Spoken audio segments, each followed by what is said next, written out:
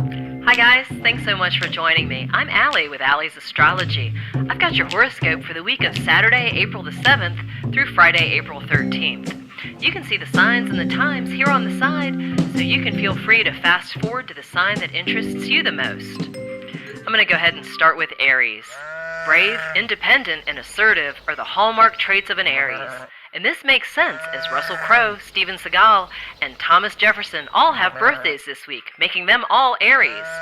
If your birthday is this week, you too are brave, independent, and assertive. For extra birthday wish luck, you could use Uranus, although it is difficult to see, as it should be. Let's hope Uranus is always difficult to see. So you'll be better off making that wish upon our most important star, the Sun, as it crosses the meridian just past 1 p.m. all week. Taurus. Venus is still in Taurus, sending you extra power as Venus is also the ruler of Taurus. This will give you a very powerful week, particularly when it comes to things that bring you pleasure. It could be something as simple as your morning cup of coffee tasting better, or it could be something as delightful as love or money matters. Last Friday, you should have had developments in love or money, as Friday is Venus's day. And if you didn't get developments in love or money last Friday, you surely will this Friday. But keep in mind, this Friday is Friday the 13th. So that development in love or money just might be in a negative way. So beware. It probably won't be. You'll probably be fine, Taurus. You'll be alright. Gemini. Gemini has a rather neutral week in store. Nothing terribly good or bad is on the way for the twins. The moon is waning all week, so it isn't very powerful. One thing my Gemini pals should look out for is the dueling power of the sun and the moon. The moon will be the most powerful on the weekend in the early morning around 5 a.m. This could make you wake early when you don't want to. The moon will continue to peak in power later each day. Monday and Tuesday at 6 and 7 a.m. Wednesday through Friday, it will peak in the 9 and 10 a.m. hours. This could bring the cool vibes of the moon into conflict with the warm vibes of the sun in the morning, which can tweak Gemini's twin nature. So remember to steer that dual power toward your versatility, not volatility. You know, Gemini, that's your two things, is versatility and volatility. You know which way I want you to go. Got my eye on you, Gemini. Cancer. The charts are quite lopsided this week. All the planets and the moon are as far away from Cancer as they can be. This could give my Cancer pals a blah week. The moon, which rules Cancer, is nowhere near you, and it's waning, so not terribly powerful. You could find yourself attracted to, or maybe just getting on well with Capricorn this week, as the moon will be in Capricorn. The work week will start with you feeling like your work-school week will be just fine, as long as you can focus on your strengths, like being sympathetic. Just don't let your sympathy make you overly emotional. You know how you can be, Cancer. So just be cool, you'll be alright. Leo. This week is not nearly as powerful for Leo as it was last week. No heavenly bodies pay any attention to you. The moon is nowhere nearby, and it's not terribly powerful. It's going to be a struggle for less enlightened Leos to resist their natural tendency toward being stubborn, self-centered, lazy, and inflexible. Those who are self-aware will be just fine with a nice calm week. Those of you who need to work on yourself will really struggle this week, particularly on Friday the 13th. For best results, read How to Win Friends and Influence People by Dale Carnegie. It will help you to interact more effectively with the other humans.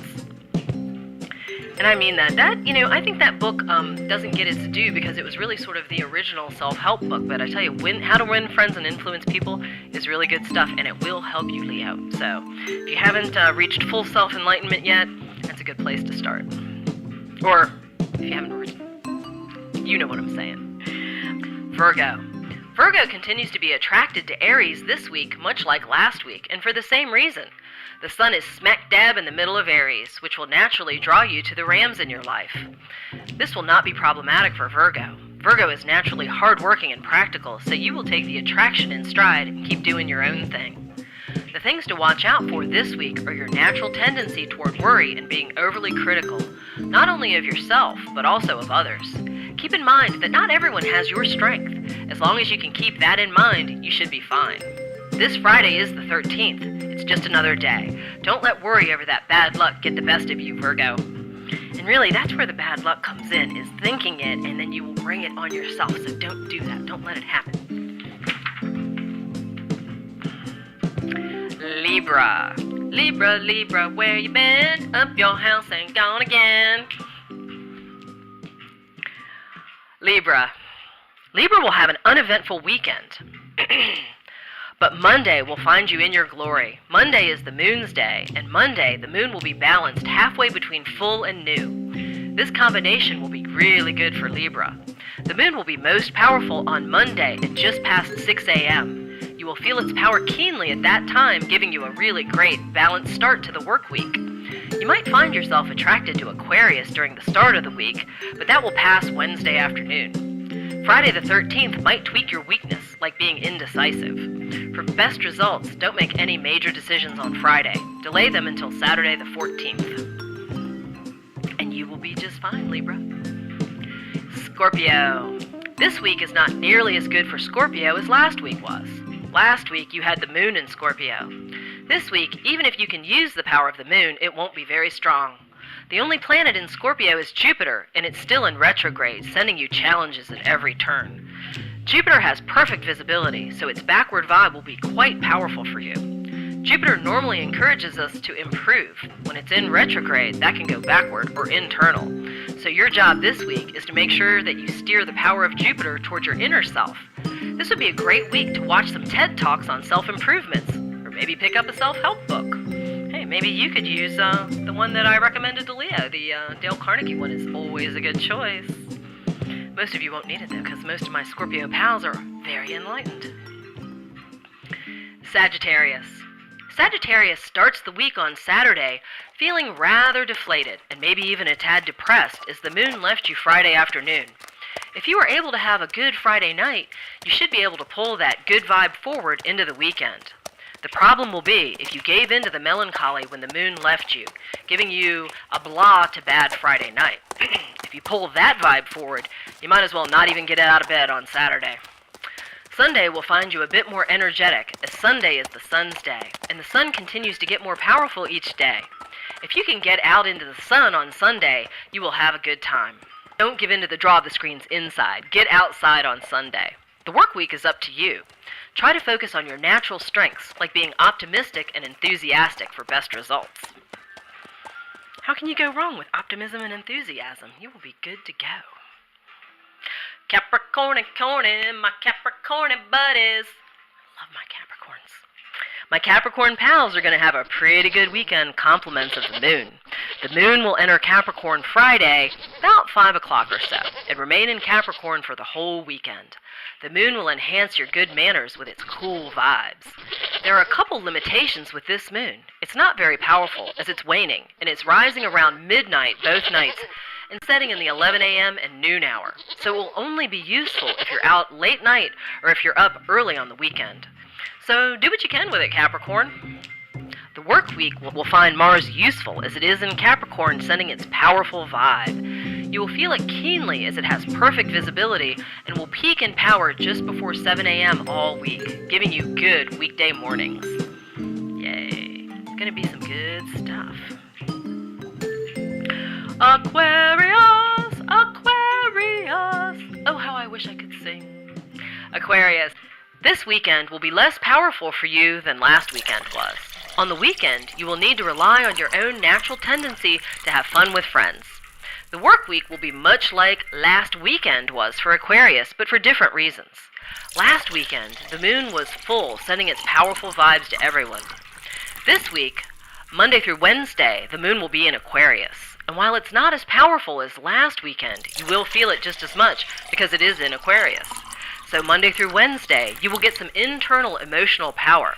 Just be sure to keep it positive and don't become aloof. Wednesday afternoon, you will feel deflated as the moon leaves you for Pisces. And beware, Friday the 13th. Bum, bum, bum. I wonder if I can get a sound effect for that. Bum, bum, bum. We'll see. If it's here, you'll know I got it. Pisces. The moon will be less powerful this weekend than it was last weekend. That will leave Pisces with the power of Neptune this weekend, as it is in Pisces. But since it's difficult to see, it might not be much help. Your best hours on the weekend will be late morning as Neptune crosses the meridian. Monday and Tuesday will be nothing special, but Wednesday afternoon, the moon slips from Aquarius into Pisces, bringing its cool power that Pisces is especially in tune with. Expect a powerful Thursday and Friday morning as the moon crosses the meridian in the 9 and 10 a.m. hours. Both of those mornings will be great for school or work. You will find yourself able to really harness your own internal powers and emotions both of those mornings. But beware Friday the 13th, especially after the moon sets at 10:23 a.m., because the moon is going to be giving you some protection from that. So after that, you're on your own with Friday the 13th. Bum, bum, bum. Don't worry, you'll be all right. So that's it, guys. That is your horoscope. I hope this information is helpful to you. Thanks so much for watching. If you could, please like, subscribe, and share. I sure would appreciate it. And if you have already done so, thank you so much. I really do appreciate it. And I am going to be posting next week's horoscope real soon, guys.